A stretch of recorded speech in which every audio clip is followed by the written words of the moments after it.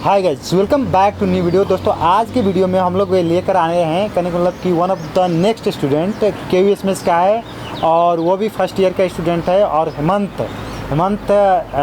दरभंगा के रहने वाले हैं, बिहार से।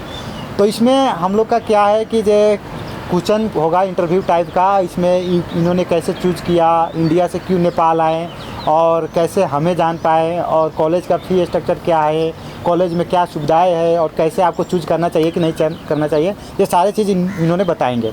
तो हेमंत, सबसे पहले मैं ये कहना चाहूँगा, आप कुछ हो सके तो भोजपुरी में दो या हिंदी में दो, कोई नहीं भैया। हाँ, तो आप बताओ अपने बारे में कुछ। हाय गाइज, मैं Hemant Kumar Chaudhary, first year MBBS student from Darbhanga Bihar, which is near by the border of Nepal.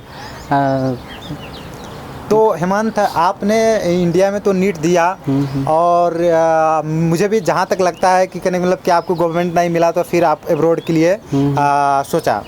तो आप एब्रोड की प्लानिंग कर रहे हैं तो कैसे आपके दिमाग में आ गया कि नेपाल में लेते हैं तो ठीक रहेगा? मैं एब्रोड के लिए बहुत सारे जगह रिसर्च किया था, फिलीपींस हो गया, किर्गिस्तान हो गया, फिर नेपाल वगैरह।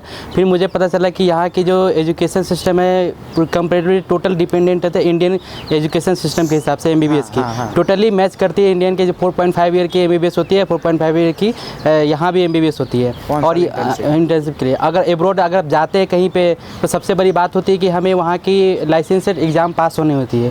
तो यहाँ के बच्चे ज़्यादातर नेपाल के बच्चे पास होते थे। हमें कहीं से इन्फॉर्मेशन FMG वाला इन्फॉर्मेशन मिली थी, तो इस हिसाब से हमने यहाँ का चूज़ किया था ऑप्शन। और हमारे लिए अगर हम वैसे हम बिहार के हैं तो हमारे लिए बेटर ऑप्शन था। यहाँ पे नियर बाय पड़ता है, हमें सुबह मैं यहाँ से चलता हूँ तो शाम को घर पहुँच जाता हूँ। सबसे बड़ी बेनिफिट हमारे लिए ये है। और यहाँ की मतलब रहने की कोई दिक्कत नहीं होती है, इजीली भी पड़ता है हमें हमारे लिए। हाँ, तो जब आपने ये कंक्लूजन तो निकाल लिया कि मैं MBBS इन नेपाल करूँगा, तो अब ये कंक्लूजन कैसे, जैसे फ़ी स्ट्रक्चर जब आपने एडमिशन लिया था उस वक्त KVSMS का फ़ी भी 56,31,250 था। अभी तो फ़ी कम हो गई है, लेकिन उस वक्त जो ज़्यादा थी, तो उस वक्त आप कैसे ये काउंटर अटैक किया? आप भी गए होंगे बहुत सारे एजेंसी के पास और बहुत सारे टीचर, बहुत सारे यूट्यूबर के पास, तो इसमें आप कैसे डिस्टिंग्विश किया और किसके माध्यम से आप KVSMS तक पुगे और कैसे डिसाइड किया कि KVSMS मेरे लिए बेस्ट हो सकता है? देखिए, हम यहाँ पे एक्चुअली इंडिविजुअली आकर के बहुत सारे कॉलेज में मैंने विजिट किया था, बहुत सारे कॉलेज को देखा था। और मुझे इस Kathmandu university school of medical science KVSMS, ये एक तो पहली बात की यूनिवर्सिटी ये खुद का कॉलेज है, सेंट्रल कॉलेज है। जो भी चीज़ें यहाँ से होती है, किसी भी एफिलिएटेड कॉलेज का तो सब कुछ यहाँ से ही होती है।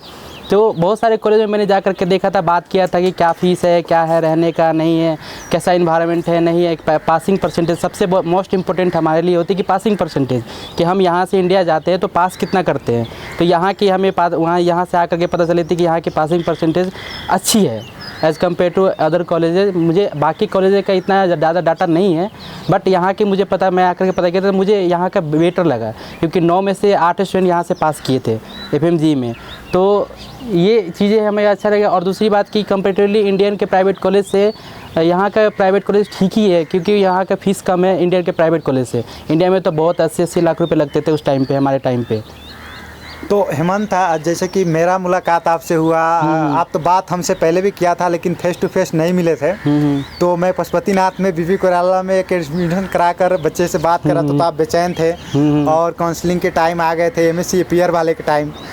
तो मिले तो देखे तो आपने उस टाइम बहुत ही बेचैन लग रहे थे। तो क्या आपको किस तरह की बेचैनी थी? जैसे कि उस समय हमें इस बात की बेचैनी थी कि क्या हमें, मैं एक तो पहली बात की मैंने यहाँ के एग्ज़ाम दिए नहीं थे, नीट की, यहाँ की जो CE की एग्ज़ाम होती है वो दिया नहीं था।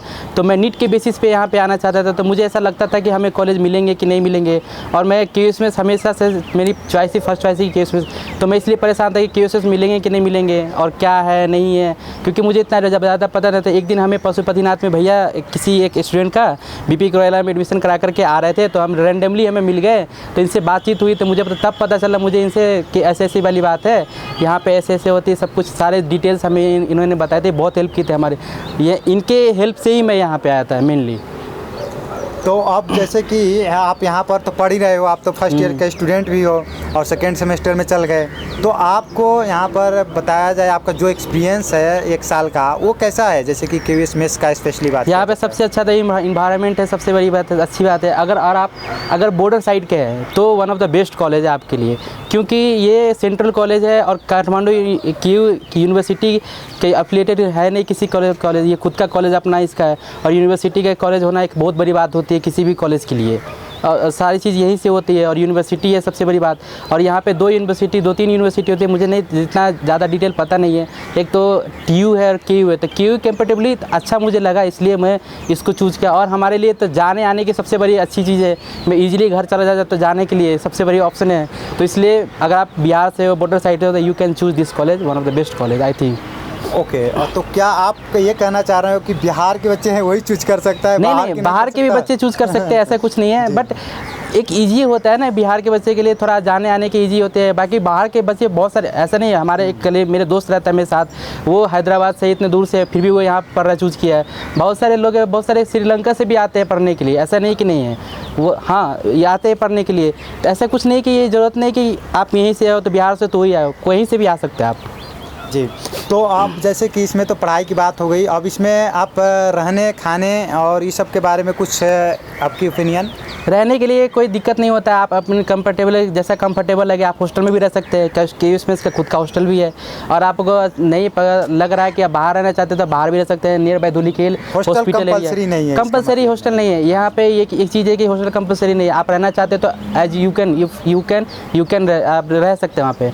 बट अगर आप नहीं बाहर रहना चाहते हैं तो धुलीखेल हॉस्पिटल एरिया में भी बहुत सारे मतलब PG रूम्स वगैरह मिल जाते हैं, आप रह ले सकते हैं वहाँ पे। और बाहर प्राइवेट हॉस्टल भी है, वहाँ भी आप रह सकते हैं। खाने की कोई इशू होती नहीं है। अगर आप वेजिटेरियन तो भी आपके लिए इशू नहीं है, नॉन वेजिटेरियन तो भी आपके लिए। मैं वेजिटेरियन तो मुझे कोई इशू होता नहीं यहाँ पे। हाँ, मैं वेजिटेरियन हूँ तो मुझे कोई इशू नहीं था। और नॉन वेजिटेरियन तो आपके लिए बेस्ट ही ऑप्शन है।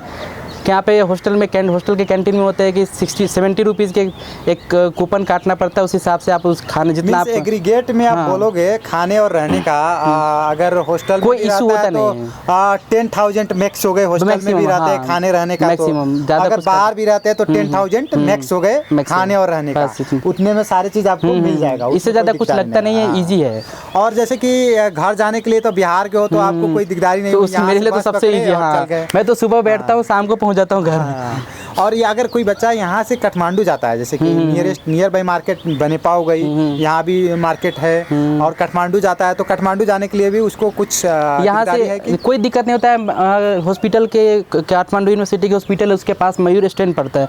मयूर स्टैंड के पास आप बस पकड़ोगे, हर 5 मिनट में बस मिलती है, ट्रांसपोर्ट मिलते हैं, गवर्नमेंट ट्रांसपोर्ट है, उससे आप मतलब आधे 1 घंटे में काठमांडू पहुँच जाइएगा। मैक्सिमम 1 से 1.5 घंटे लगते हैं, और ज़्यादा कॉस्टली है भी नहीं। अगर आप ID कार्ड से जाते हो तो 60 रुपीज़ लगते हैं, अगर आप वैसे नॉर्मली जाते हो तो 70 रुपीज़ या 80 रुपीज़ लेते हैं, इससे ज़्यादा कुछ लगते नहीं है।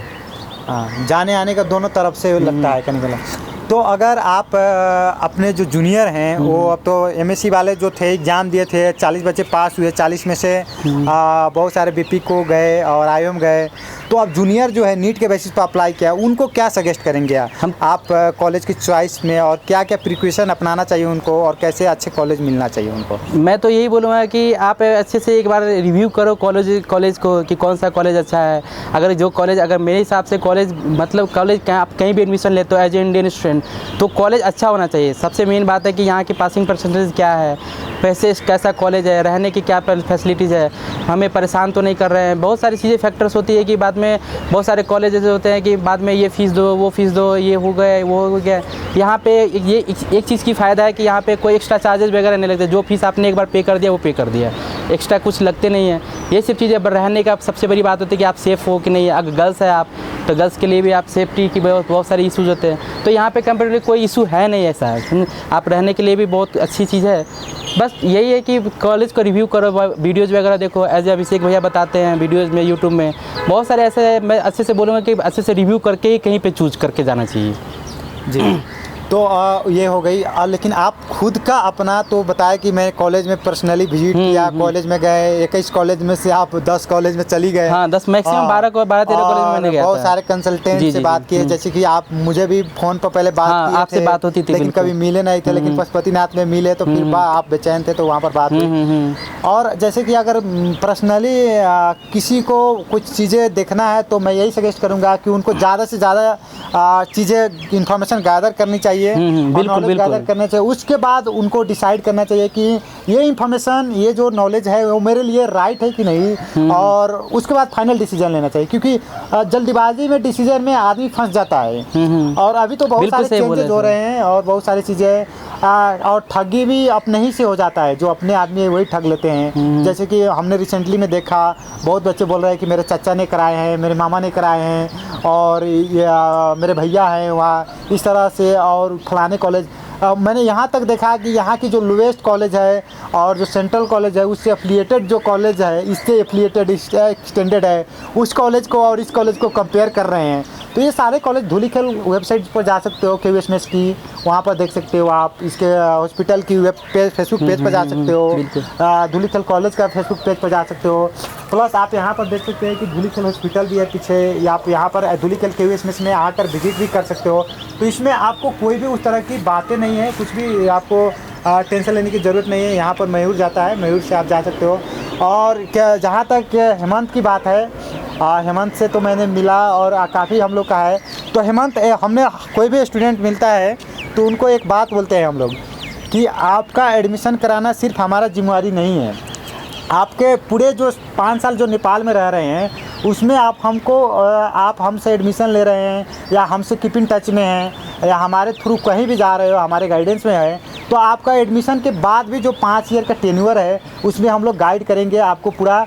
और कुछ भी दिकदारियाँ हुई रहने खाने और कोई भी सोशल इश्यू में भी आपको कोई दिकदारी आई तो उसमें हेल्प करेंगे।